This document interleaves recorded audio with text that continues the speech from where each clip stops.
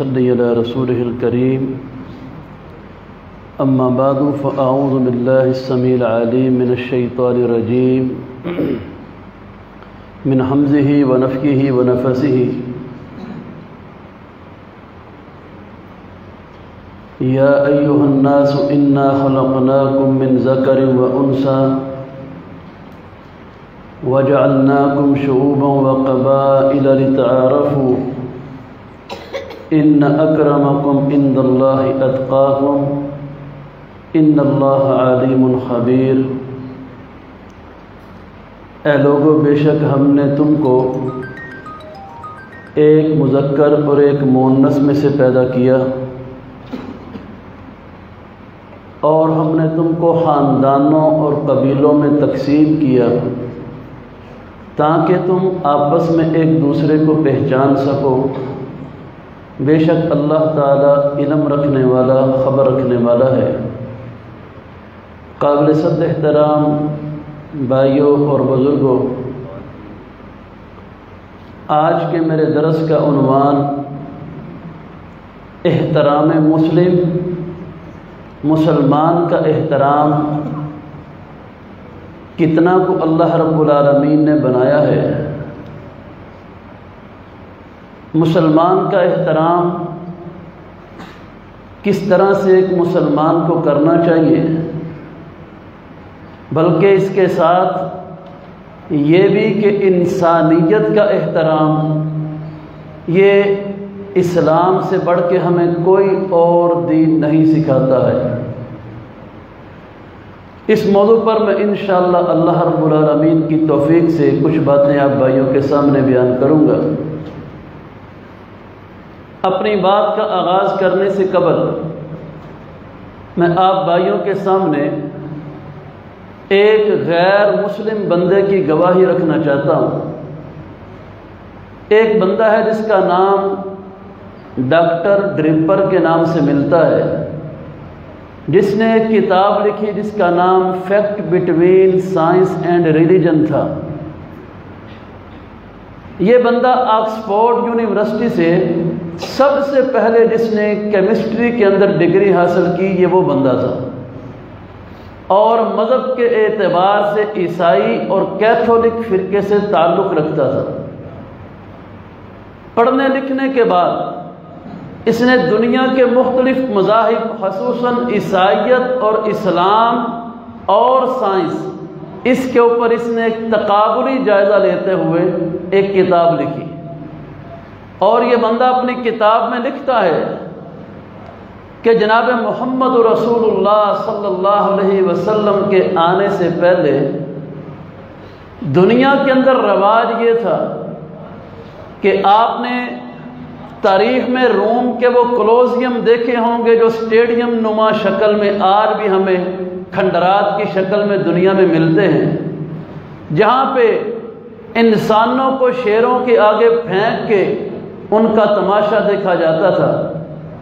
بلکہ وہ اپنی کتاب میں لکھتا ہے کہ رواج تھا کہ اگر کوئی بادشاہ شکار کرنے کے لیے جاتا ہے اور سخت سردی کے دن ہوتے تو بادشاہ شکار کرنے کے بعد جب اس کی ٹانگوں اور پاؤں کو سردی کی شدت ٹھٹھرا دیتی، ٹھنڈا کر دیتی، تو وہ اپنے پاؤں کو گرم کرنے کے لیے کیا طریقہ اختیار کرتے تھے کہ 2 غلام لائے جاتے، بادشاہ کے لیے جناب ایک کرسی رکھی جاتی، اور زمین پہ جہاں بادشاہ کے پاؤں ہوتے تھے ان پاؤں کے نیچے ان دونوں غلاموں کو لٹا دیا جاتا، اور خنجر سے ان کے پیٹ پھاڑ دیے جاتے، اور ان کے پیٹ کے اندر گرم گرم خون میں اپنے پاؤں رکھ کے بادشاہ اپنے پیروں کی سردی دور کیا کرتے تھے۔ لیکن پھر وہ وقت آیا کہ جناب محمد رسول اللہ صلی اللہ علیہ وسلم دنیا میں تشریف لائے۔ آپ نے آزاد انسان کی حرمت، عزت، عظمت اور تقدس کو تو بیان کیا ہی، لیکن نبی کائنات علیہ السلام نے ایک غلام کی عزت کو، حرمت کو، احترام کو بھی لوگوں کے سامنے بیان کیا۔ آپ نے غلاموں کو بھی عزت دلائی، غلاموں کو بھی زندگی کا شعور اور جینے کا درس اگر کسی شخصیت سے ملا تو وہ جناب محمد رسول اللہ صلی اللہ علیہ وسلم کی ذات بابرکات ہے۔ آپ حضرت بلال حبشی رضی اللہ تعالیٰ عنہ ان کی زندگی کو اٹھا کے پڑھیے۔ بلال خود بھی غلام تھے اور بلال رضی اللہ تعالیٰ عنہ کے والد بلال بن رباح بھی غلام تھے۔ پیدائش سے ہی حضرت بلال رضی اللہ تعالیٰ عنہ نے غلامی کے اندر آنکھ کھولی اور 28 سال کی عمر ہو گئی جب تک بلال حبشی رضی اللہ تعالیٰ عنہ غلامی کے اندر ہی زندگی گزارتے رہے۔ امیہ کی غلامی تھی اور بلال رضی اللہ تعالیٰ عنہ اپنی زندگی میں بیان کیا کرتے تھے کہ لوگوں، ایک میرا مالک وہ امیہ تھا کہ ایک زندگی کا واقعہ حضرت بلال رضی اللہ عنہ کا ملتا ہے۔ کعبے کے صحن میں سحر دوپہر کے عالم میں، اور آپ کو پتہ ہے کہ عرب کی گرمی یہاں سے بے شمار زیادہ ہوتی ہے، ریگستان، کوئی سایہ دار درخت نہیں، تو کہتے ہیں کعبے کا صحن تھا، دوپہر کا وقت تھا، عین نصف النہار کے وقت میں سورج اس قدر تپ رہا تھا اور گرمیوں کا موسم تھا کہ حضرت بلال فرماتے ہیں میرے مالک امیہ نے اپنے آپ کو گرمی اور دھوپ سے بچانے کے لیے خانہ کعبہ کی دیوار کے سائے میں کھڑا کر لیا، لیکن فرماتے ہیں میں بھی انسان تھا، ننگے پاؤں تھا، دھوپ نے جب مجھے ستایا، گرمی نے جب مجھے پریشان کیا، میں بھی اپنے آپ کو گرمی اور دھوپ سے بچانے کے لیے جب اسی دیوار کے ساتھ کھڑا ہوا، اس نے کوڑے کے ساتھ کعبے کے صحن میں مجھے مار مار کے ادموا کر دیا کہ تیری یہ جرت کیسے ہوئی کہ تم مالک کے برابر کھڑا ہو سکے۔ ایک وقت وہ بھی تھا کہ بلال حبشی رضی اللہ تعالیٰ عنہ کا مالک امیہ اس طرح سے کیا کرتا تھا، لیکن یہی بلال جب مسلمان ہوئے، اور میرے محترم بھائیوں یہ احترام ایک اسلام کی وجہ سے تھا، احترام مسلمان ہونے کی وجہ سے تھا، ورنہ عرب میں وہاں تو غلام کو کوئی سمجھتا کچھ نہیں تھا۔ آخری بار امیہ نے جب بلال حبشی رضی اللہ تعالیٰ عنہ کو مارا، اس قدر شدید کہ آپ کے ہاتھ پاؤں بندھے ہوئے تھے، کوڑوں کی بارش تھی، اور بلال رضی اللہ تعالیٰ عنہ زخموں کی وجہ سے بے ہوش ہو گئے۔ سیدنا صدیق اکبر رضی اللہ تعالیٰ عنہ تشریف لائے، آ کے امیہ سے کہنے لگے یہ غلام مجھے بیچنے کو تیار ہو۔ سیرت کی کتابوں میں بڑا حیران کن واقعہ ہے، دکتور علی سلابی نے بھی اپنی کتاب میں الفاظ کو نقل کیا ہے۔ آپ نے فرمایا غلام مجھے بیچ دو۔ امیہ کہنے لگا کہ میں 100 درہم لوں گا۔ بعض روایات میں ہے 1000 درہم کا مطالبہ امیہ نے کر دیا۔ حضرت صدیق اکبر رضی اللہ تعالیٰ عنہ نے 100 درہم تھے یا 1000 تھے، وہ تھیلی امیہ کو پکڑائی اور بلال حبشی رضی اللہ عنہ کا سودا کر لیا۔ وہاں امیہ نے ایک جملہ حضرت ابو بکر سے پوچھا، وہ کہتے ہیں ابو بکر اور یہ غلام نہ نین نہ نقش نہ رنگ، جس غلام کے کوئی 10 درہم دینے کو تیار نہیں، تو 100 درہم دینے پہ آمادہ ہو گیا، آخر اس کی وجہ کیا ہے؟ حضرت ابو بکر صدیق رضی اللہ تعالیٰ عنہ نے فرمایا امیہ تو اس کی قیمت کو نہیں جانتا ہے، تو 100 درہم دینے پہ حیران ہوتا ہے، اللہ کی قسم تو 1000 درہم بھی مانگتا میں ابو بکر دینے سے کبھی انکار نہ کرتا۔ یہ احترام کس چیز کا تھا؟ جو قیمت صدیق اکبر کی نگاہ میں تھی وہ بلال رضی اللہ تعالیٰ عنہ کے اسلام کی تھی، آپ کے مسلمان ہونے کی تھی، آپ کے موحد توحید پرست اور جناب محمد رسول اللہ صلی اللہ علیہ وسلم کی ذات پہ ایمان لانے کی قیمت تھی۔ اور ابو بکر صدیق کیا عظیم انسان تھے، اس بلال کو جس کو اپنا مالک امیہ جو ہے وہ ساتھ بھی کھڑا نہیں کرتا، اور اس امت کے سردار نبی کائنات علیہ السلام کے بعد سب سے اول ترین انسان ابو بکر اسی زخمی اور بے ہوش بلال کو اپنے کندھوں پہ اٹھا کے جناب اپنے گھر میں لے کے جا رہے ہیں۔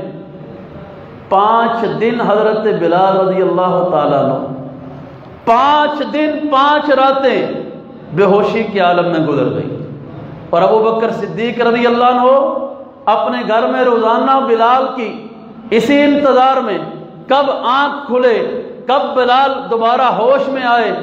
5 دن کے بعد حضرت بلال رضی اللہ عنہ کی آنکھیں کھلیں، اور آنکھیں کھلنے کے بعد پانی کا گھونٹ پیا۔ ابو بکر صدیق نے مبارک دی کہ تجھے امیہ کی غلامی سے اللہ نے آزاد کر دیا ہے، اور پوچھنے لگے بلال کوئی خواہش ہو؟ تو فرمایا کہ پہلی خواہش یہی ہے کہ جناب محمد رسول اللہ صلی اللہ علیہ وسلم کی زیارت کروا دی جائے۔ زخمی بلال کو حضرت ابو بکر صدیق رضی اللہ عنہ سہارا دے کے جب نبی کائنات علیہ السلام کے پاس لے کے گئے، دوپہر کا عالم تھا، احترام سیکھیے، کہاں حضرت صلی اللہ علیہ وسلم، کہاں آپ کا مقام، کہاں وہ غلامی سے نکل کے آنے والے بلال۔ لیکن دوپہر کا عالم، اللہ کے رسول علیہ السلام بیٹھے ہوئے تھے، حضرت خدیجہ رضی اللہ تعالیٰ عنہ دوپہر کے وقت نبی کائنات علیہ السلام کے لیے کھانا لا کے رکھ رہی تھی۔ جب بلال رضی اللہ عنہ کو سیدنا صدیق اکبر رضی اللہ عنہ لے کے حضور علیہ السلام کے آنگن میں آپ کے صحن میں گئے، اللہ کے رسول علیہ السلام نے دیکھا، اٹھے فَأَتَنَقَ بِلَالًا، اور رحمت کائنات علیہ السلام نے اپنے دونوں بازو میں یوں بلال کو لے لیا۔ بلال اس مالک کو بھی یاد رکھتے تھے جس نے ساتھ کھڑے نہیں ہونے دیا، اور یہ دونوں جہانوں کے سردار کی عظمت کو بھی دیکھا۔ پہلی ملاقات ہے ایک غلام ابن غلام سے، اور اللہ کے رسول بازوؤں میں لے کے بلال کو اپنے ساتھ بٹھاتے ہیں۔ وہی روٹی جو سیدہ خدیجہ رضی اللہ عنہ اللہ کے رسول علیہ السلام کے لیے لے کے آئیں، بلال بیٹھے اور میرے نبی لقمے کر کے بلال کو کھلا رہے۔ یہ تھا احترام اسلام، یہ تھا احترام مسلم۔ ایک کلمہ گو، اس کی برادری بھی نہیں، کنبہ قبیلہ بھی نہیں، نین نقش بھی نہیں، دولت مند بھی نہیں، ابھی غلامی کی دیواروں کو پھلانگ کے صرف کلمہ پڑا ہے اور کچھ بھی دنیا کی دولت پاس نہیں، لیکن رحمت کائنات صلی اللہ علیہ وسلم نے اس بندے کو بھی اسی طرح سے عزت، احترام اور مقام دیا جس طرح آپ باقی صحابہ کو دیا کرتے تھے۔ اللہ بھی قرآن میں یہی سمجھاتا ہے، ان اکرمکم عند اللہ اتقاکم، تم میں سے سب سے زیادہ عزت والا اللہ کے ہاں کوئی ہے اپنے تقوی کی بنیاد پہ ہے، اللہ کے ہاں احترام ہے، اسلام کی بنیاد پہ ہے، ایمان کی بنیاد پہ ہے، کسی کی برادری کی بنیاد پہ نہیں، کنبے قبیلے کی بنیاد پہ نہیں، کاروبار کی بنیاد پہ نہیں، حسب و نسب کی بنیاد پہ نہیں، جاہ و جلال کی بنیاد پہ نہیں، دنیا کے رکھ رکھاؤ کی بنیاد پہ نہیں، اللہ کے ہاں احترام ایک ہی بنیاد پہ ہے۔ اللہ کے ہاں اس کا مسلمان فرما بردار مومن بندہ کون ہے؟ میرا رب اسی کا مقام اپنے ہاں بھی رکھتا ہے۔ یہی وجہ ہے 22.5 لاکھ مربع میل کے حاکم سیدنا عمر فاروق رضی اللہ تعالیٰ عنہ، آپ کے بارے میں سیرت کی کتابوں میں لکھا ہوا ہے، آپ تشریف فرما ہوتے اور یہی بلال حبشی رضی اللہ تعالیٰ عنہ آ رہے ہوتے، یہی مؤذن رسول آ رہے ہوتے۔ حضرت عمر اپنی خلافت کے ایام میں جبکہ منصب خلافت پہ فائز تھے، آپ بلال کو آتا ہوا دیکھ لیتے تو آپ یہ فرمایا کرتے تھے، جاء سیدنا بلال، اور دنیا والوں تمہارے اپنے سردار ہیں، ہمارا سردار دیکھنا ہے تو آتے ہوئے بلال کو دیکھ لو۔ یہ مقام کس چیز کا تھا؟ یہ احترام اسلام تھا، احترام مسلم تھا۔ میرے محترم بھائی اور بزرگوں، ایک مسلمان ہونے کے ناطے سے آج اس معاشرے کو اسی شعور کی ضرورت ہے، آج اس معاشرے کو اسی معیار تربیت کی ضرورت ہے جو جناب محمد رسول اللہ صلی اللہ علیہ وسلم اپنے صحابہ کا کر گئے۔ آپ جس تقوی پہ، جس للہیت پہ، جس معیار پہ وہ معاشرے کی بنیادیں تشکیل دے گئے، آج اسی تربیت کی اور معیار کی میرے بھائیوں ضرورت ہے۔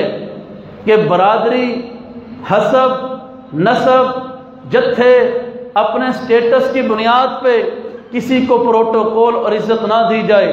عزت دی جائے تو اللہ کی قسم صرف اسلام، ایمان اور تقوی کی بنیاد پہ دی جائے۔ حضرت عبداللہ بن مسعود رضی اللہ تعالیٰ عنہ آپ درخت کے اوپر چڑھ کے مسواک کو توڑ رہے تھے اور حضرات صحابہ کرام کچھ نیچے کھڑے مسکرا رہے تھے۔ یہ احترام کس چیز کا اللہ کے رسول علیہ السلام نے یہاں پہ بیان کیا کہ اچانک نبی کائنات علیہ السلام بھی آ گئے۔ آپ نے دیکھا صحابہ کرام مسکرا رہے ہیں تو آپ نے فرمایا کیوں مسکرا رہے ہو؟ تو عبداللہ بن مسعود رضی اللہ تعالیٰ عنہ فرماتے ہیں یا رسول اللہ صلی اللہ علیہ وسلم یہ میری پتلی پنڈلیاں دیکھ کے مسکرا رہے ہیں، یہ میری پتلی پنڈلیاں دیکھ کے مسکرا رہے۔ جناب محمد رسول اللہ صلی اللہ علیہ وسلم نے کیا عبداللہ بن مسعود کا مقام بیان کیا؟ آپ نے فرمایا لوگوں قیامت کا دن ہوگا، عبداللہ کی یہی پنڈلیاں جب ترازو میں میزان میں رکھی جائیں گی، احد پہاڑ بھی ان کی عظمت کا مقابلہ نہیں کر سکے گا۔ یہ احترام عبداللہ بن مسعود کے ایمان اور اسلام کا وزن تھا، ورنہ میرے بھائیوں کہاں پہاڑ اور کہاں ایک انسان کا وزن، لیکن اسلام اور ایمان اس قدر تھا کہ اللہ کے رسول علیہ السلام نے عبداللہ بن مسعود کے اس مقام کو بیان فرمایا۔ اور میرے محترم بھائیوں، ایک مسلمان کا احترام سمجھیے، مقام سمجھیے۔ آج ہمارے معاشرے کی طبقاتی تقسیم کو دیکھا جائے تو عجیب و غریب یہاں پہ ماحول نظر آتا ہے، اور مجھے شیخ سعدی کا واقعہ یاد آ جاتا ہے۔ وقت کے بادشاہ نے دعوت کی، وہاں پہ جناب بڑے بڑے بادشاہوں کی دعوت تھی، بڑے بڑے افراد مدعو تھے، شیخ سعدی بھی وہاں پہ، ان کو بھی دعوت نامہ تھا۔ سعدی جس حلیے میں تھے اسی حلیے میں وہاں پہ چلے گئے، لباس بھی اسی طرح، پگڑی بھی میلی کچیلی۔ باہر سپاہی کھڑے تھے، کہتے ہیں کون ہو بھائی؟ کہا بادشاہ کا مہمان ہوں۔ تصویر کا دور تو تھا نہیں کہ ہر بندہ نیٹ پہ دیکھ لے فلاں شخصیت وہ کس چہرے کی ہے۔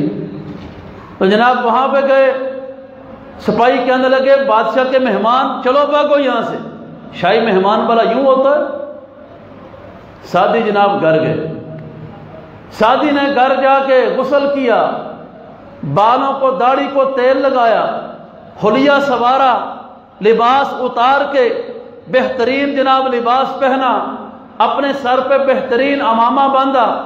اب وہی سعدی گھوڑے پہ بیٹھ کے گیا، وضع قطع، ظاہری حسن و جمال، ظاہری رکھ رکھاؤ، ظاہری جناب اس کا جو حسن اور جمال جھلک رہا تھا، اس کو دیکھا سپاہیوں نے رستہ دے دیا۔ سعدی اندر گیا، بادشاہ کو پتا چلا کہ شیخ سعدی آ گئے، اپنے ساتھ بٹھایا۔ کچھ دیر کے بعد بڑے بڑے تشت تھے، ان میں کھانا لایا گیا، پورا پورا بکرا جناب اندر رکھا ہوا۔ جب کھانا آیا، بادشاہ کہتا ہے شیخ صاحب بسم اللہ پڑھیے۔ شیخ سعدی اوپر اٹھا، اس نے اپنا جبہ اتارا اور سامنے رکھے تشت کے اندر اس نے ڈبو دیا۔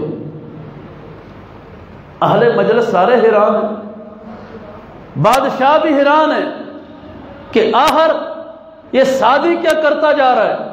اس نے جناب جبہ اندر ڈبویا، اس نے کہا شیخ صاحب یہ کیا؟ اس نے کہا یہاں دعوت انسانوں کے نہیں دنیا کے جاہ و جلال کی ہے۔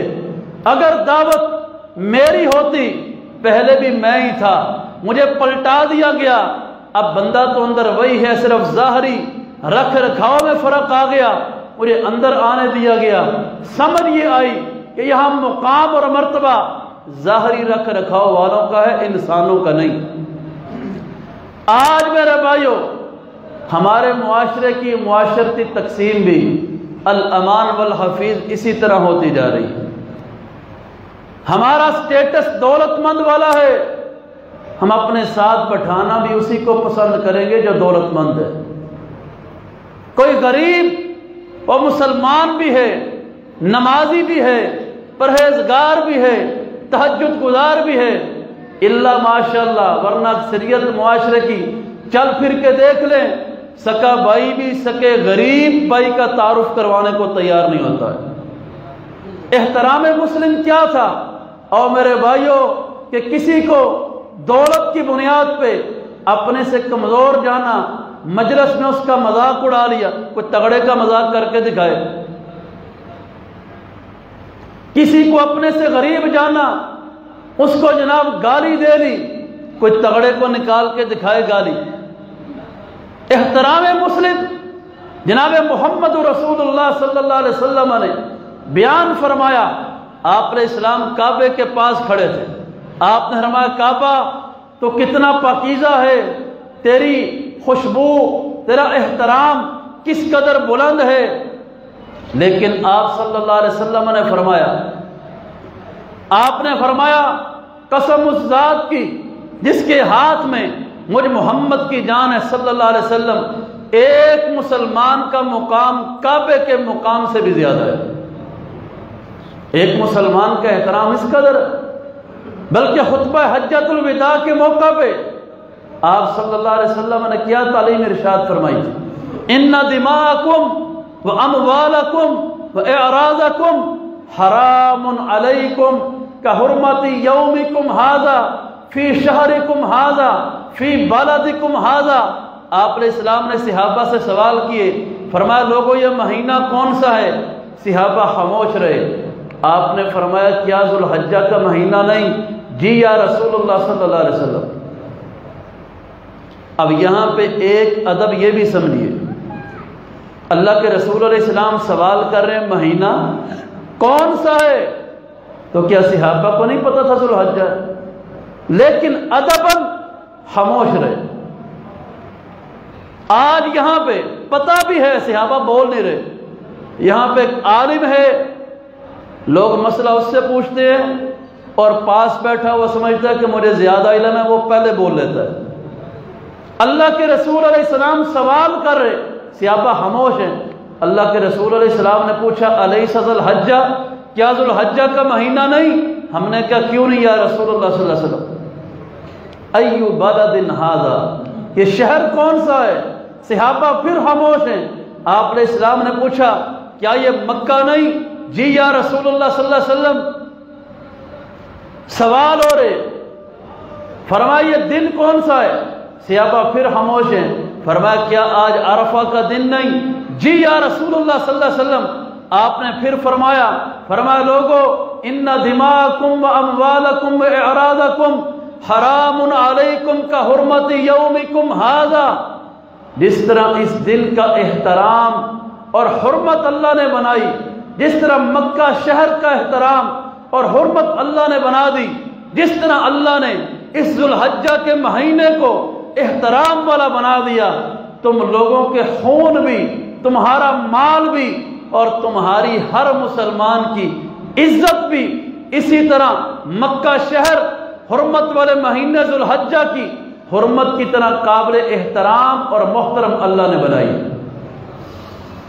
اللہ نے سب مسلمانوں کی عزت کو اتنا احترام عطا کیا کہ کوئی مسلمان اگر کسی دوسرے مسلمان سے اپنی زبان میں گالی نکال دے، جناب محمد رسول اللہ صلی اللہ علیہ وسلم نے سباب المسلم فسوق، مسلمان کو گالی دینا ہی یہ کسی کے فاسق ہونے کی علامت قرار دے دی۔ اتنا مقام کہ گالی دینے سے آپ نے فسق کے اندر اس کو شمار کر دیا۔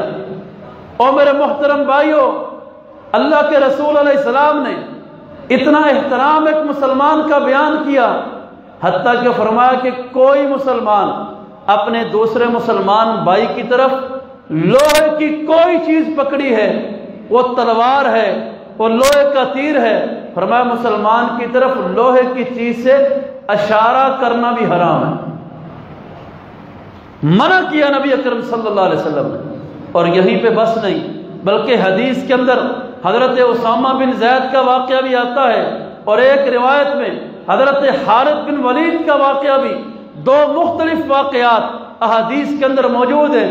ایک غزوے پہ گئے، علاقے پہ حملہ کیا، لوگ جناب کئی صحابہ کے ہاتھوں قتل ہوئے، اور ان میں سے ایک بندہ ایسا بھی تھا جو لا الہ الا اللہ پڑھ رہا تھا، لیکن حضرت اسامہ فرماتے ہیں وہ ذہن میں یہی آیا کہ شاید ہم سے بچنے کے لیے، دھوکہ دینے کے لیے لا الہ الا اللہ کو استعمال کر رہا ہے، اور اس کو بھی قتل کر دیا صحابہ نے۔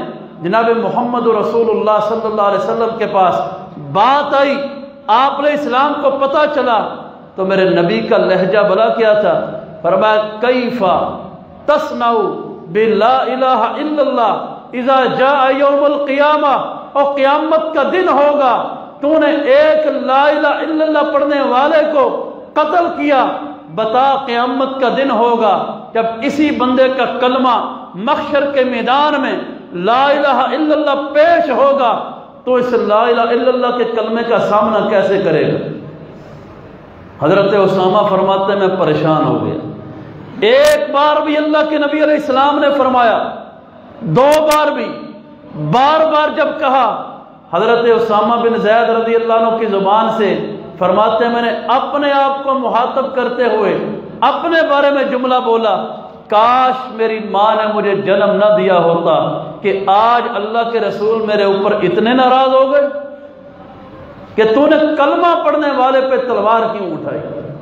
اور میرے محترم بھائیو، آؤ اپنے معاشرے میں اسلام ایمان کی وجہ سے ایک دوسرے کو مقام دینا سیکھیں۔ آؤ اپنے معاشرے میں اسلام کی وجہ سے محبت کرنا سیکھیں۔ جناب نبی اکرم صلی اللہ علیہ وسلم کی اس تربیت کو اور آپ کے دیے ہوئے اس شعور کو اپنی زندگی کا معیار اور پہچان بنا لیں۔ جناب نبی اکرم صلی اللہ علیہ وسلم اسلام کی وجہ سے ہر بندے سے کس طرح محبت کرتے، دو واقعات میں اور آپ بھائیوں کے سامنے پیش کرتا ہوں۔ حضرت جلیبیب رضی اللہ تعالیٰ عنہ نبی علیہ السلام کے صحابی، اسلام قبول کیا، کچھ عرصہ کے بعد نبی کائنات علیہ السلام نے جلیبیب کو دیکھا تو فرمایا جلیبیب ہل لا تتزوج، شادی کیوں نہیں کر لیتے؟ جلیبیب فرمانے لگے یا رسول اللہ صلی اللہ علیہ وسلم میرے ساتھ شادی کون کرے گا؟ نہ کنبہ، نہ قبیلہ، نہ برادری، نہ دولت، نہ حسب، نہ نسب، میں تو دیسی پردیسی بندہ، آپ کی غلامی، کلمہ پڑا بس، اور تو میرے پاس ہے ہی کچھ نہیں، جو معیار لوگوں نے بنائے وہ تو ہے ہی نہیں۔ جناب نبی اکرم صلی اللہ علیہ وسلم نے فرمایا جا فلاں صحابی کے گھر میں، ایک انصاری صحابی کے گھر کا پتہ دیا، فرمایا جا اس کے گھر میں، اور جا کے کیا کہ مجھے جناب محمد رسول اللہ صلی اللہ علیہ وسلم نے بھیجا ہے، آپ فرماتے ہیں کہ اپنی بیٹی کا نکاح میرے ساتھ کر دو۔ چلے گئے جلیبی، دروازے پہ دستک دی، صحابی تشریف لائے، فرمایا جناب رسول اللہ صلی اللہ علیہ وسلم نے بھیجا ہے اور آپ نے پیغام دیا ہے کہ اپنی بیٹی کا نکاح میرے ساتھ کر دو۔ بیٹی کے باپ تھے، ایک لمحے کے لیے سوچ میں پڑے، اور میں یہاں پہ سمجھتا ہوں اطاعت رسول علیہ السلام کے بارے میں صحابی سوچے کہ میں کروں یا نہ کروں، یہ کبھی نہیں ہو سکتا۔ ہاں سوچ میں یہ ضرور پڑے آج اللہ اپنے رسول کی اطاعت کے حوالے سے آزمایا ہے تو کس طریقے سے؟ اندر سے زوجہ محترم آ گئی، خیریت تو ہے، دستک ہوئی، آپ یہیں پہ سوچ میں پڑ گئے، فرمایا یہ پیغام آیا ہے، اندر سے وہ بیٹی سن رہی تھی، تو اس نے کہا ابا جی اور اماں جی آپ سوچ میں کیوں پڑ گئے؟ آنے والے کو نہ دیکھیے، دیکھیے بھیجنے والا کون ہے۔ نکاح طے ہوا، اب جلیبیب مسلمان تھے، اسلام تھا، ایمان تھا، اللہ کے رسول علیہ السلام کے نزدیک مقام کیا تھا؟ یہی جلیبیب ایک غزوے میں شہید ہوتے ہیں، اور آج برادریوں والے اپنی برادری کے بندے کو کندھا دیتے ہیں، رشتہ دار اپنے رشتہ دار کی میت کو اٹھاتے ہیں۔ جلیبیب کا تو خاندان کوئی نہیں تھا وہاں پہ، ان کی تو برادری کوئی نہیں تھی، جلیبیب شہید ہوئے، آپ کا وجود پڑا ہوا ہے، جناب محمد رسول اللہ صلی اللہ علیہ وسلم تشریف لائے، صحابہ فرماتے ہیں آپ علیہ السلام نے سب کو پیچھے کیا، لوگوں کی میتیں چارپائیاں اٹھائیں، لیکن جلیبیب کی عظمت کے کیا کہنے، میرے نبی سے اسلام کا وہ رشتہ تھا کہ جلیبیب کی میت کو چارپائی نے نہیں اٹھایا، کائنات کے امام جناب محمد رسول اللہ صلی اللہ علیہ وسلم نے جلیبیب کی میت کو اپنے دونوں بازوؤں پہ اٹھا دیا، اور آپ اٹھا کے قبر تک لے کے گئے، خود قبر میں اترے، جلیبیب کو قبر میں رکھا، مٹی ڈالی۔ صحابہ فرماتے ہیں ہم نے اللہ کے رسول علیہ السلام کو اس قدر جلیبیب کی میت پہ روتے ہوئے دیکھا کہ کبھی اس طرح روتے نہیں دیکھا تھا۔ یہ کون سا حق میرے نبی نے نبھایا؟ اسلام کا جو تعلق تھا، رشتہ اسلام کا نبھایا۔ آج لوگ جنازے بھی انہی کے پڑھتے ہیں جہاں دولت بڑی ہو، دعوت بھی انہی کی قبول کی جاتی ہے جہاں دولت بڑی ہو۔ نبی علیہ السلام کو ایک دیہاتی بندہ مدینے سے جب وہ مدینہ آتے،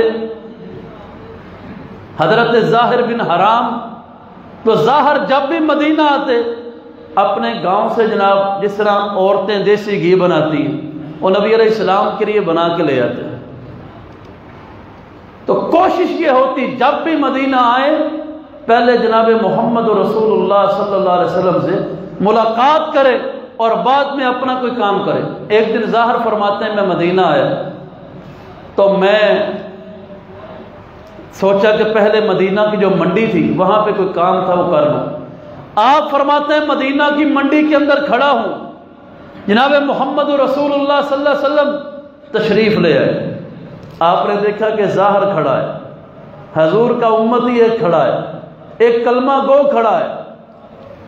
یہاں تو جو آج کل جناب ہمیں پیر نظر آتے ہیں، پیر بھی اپنے مریدوں کو اس طرح نہیں ملتے، لباس دین کے اوڑے ہوئے، لیکن مریدوں کے لیے کبھی کوئی پیر کھڑا ہوا ہو۔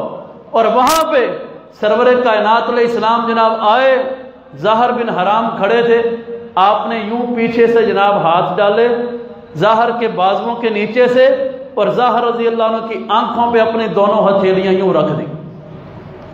تو ظاہر رضی اللہ تعالیٰ عنہ وہ پہلے تو پوچھنے لگے چھوڑو بھائی کون ہو، نہیں پتا کہ میرے پیچھے نبی علیہ السلام کھڑے، کیا محبت ہے اپنے ایک کلمہ پڑھنے والے سے، کیا محبت ہے نبی علیہ السلام۔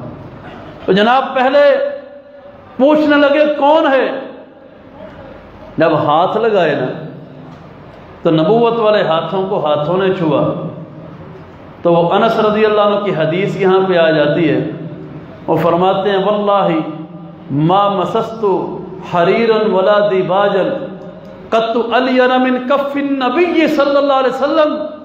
لوگو اللہ کی قسم میں نے دنیا میں باریک سے باریک ریشم کو بھی چھو کے دیکھا ہے اور موٹے سے موٹے ریشم کو بھی چھو کے دیکھا ہے، دنیا کا کوئی ریشم اتنا نرم بنا ہی نہیں جتنے رب کریم نے میرے نبی کی ہتھیلیوں کو نرم بنایا تھا۔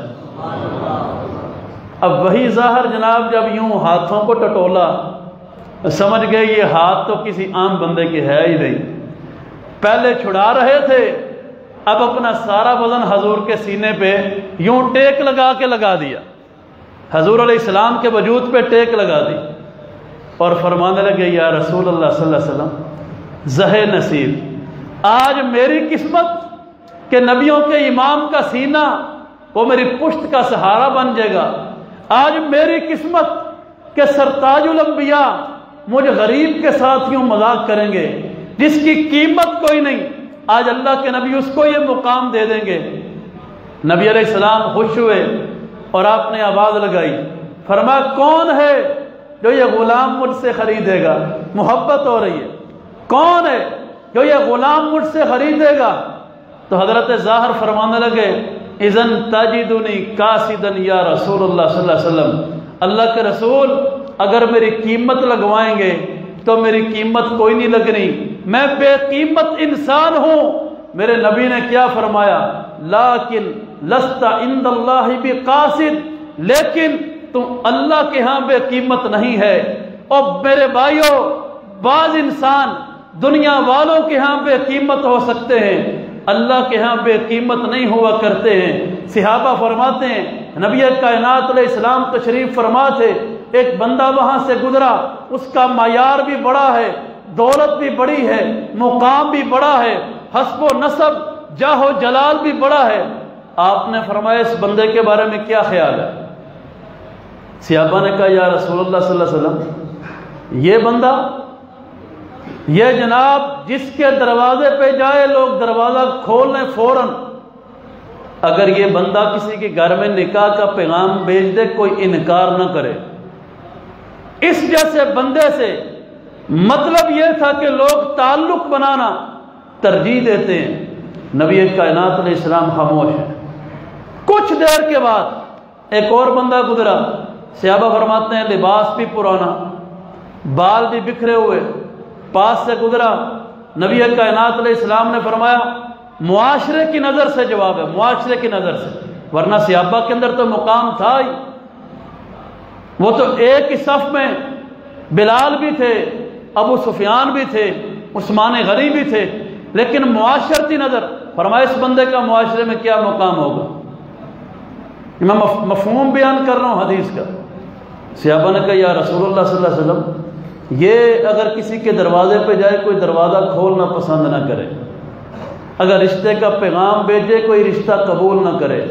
میرے نبی علیہ السلام نے فرمایا وہ جو پہلے گیا تھا نا، اس جیسے لوگوں سے پوری دنیا بھر جائے تو اتنے ہو کے بھی اس جیسے ایک بندے کی عظمت کا مقابلہ نہیں کر سکتے۔ یہ احترام اللہ کے ہاں ایک مسلمان کا ہے، اسلام کا ہے، ایمان کا ہے۔ میرے محترم بھائیوں، جب دنیا میں انسان آتا ہے تب دولت کی پہچان لے کے نہیں آتا ہے، تب حسب اور نسب کی وجہ سے نہیں، دنیا میں آنا بھی سب کا ایک جیسا ہے، اور جب دنیا سے جانا ہے تب بھی سب کا ایک جیسا ہے۔ امیر کے وجود پہ بھی کفن ہے، غریب کے وجود پہ بھی کفن ہے، نہ وہاں پہ کوئی برانڈ چلتا ہے، نہ وہاں حسب و نسب کی پہچان ہوتی ہے۔ ایک حلیے میں آیا انسان، ایک حلیے میں دنیا سے جانے والا ہے۔ منہا خلقناکم وفیہا نعیدکم ومنہا نخرجکم تارۃ اخری، اسی مٹی سے سارے نکلے، اسی مٹی میں مر کے مل جانا ہے۔ لیکن ایک انسان کو انسان سمجھ کے، ایک مسلمان کو مسلمان سمجھ کے، اس کے پھٹے کپڑوں کو دیکھ کے کبھی اس کو پیچھے نہ کیجیے، ٹوٹے جوتے کو دیکھ کے کبھی ہاتھ ملانے سے انکار نہ کیجیے۔ ان اکرمکم عند اللہ اتقاکم، ہو سکتا ہے وہ تقوی میں اللہ کے ہاں ہم سے زیادہ ہی ہو۔ ایک انسان کو مسلمان سمجھ کے احترام دینا سیکھیے، کیونکہ مرنے کے بعد سب نے محشر کے میدان میں ایک ہی حلیے میں کھڑے ہونا ہے، وہاں مقام ملنے ہیں، اسلام کی بنیاد پہ مقام ملنے ہیں، ایمان کی بنیاد پہ۔ یہی ایک اسلام کا پیغام ہے۔ اللہ مجھے اور آپ کو سمجھنے کی، عمل کرنے کی توفیق عطا فرمائے۔ آخر دعوانا ان الحمدللہ رب العالمین۔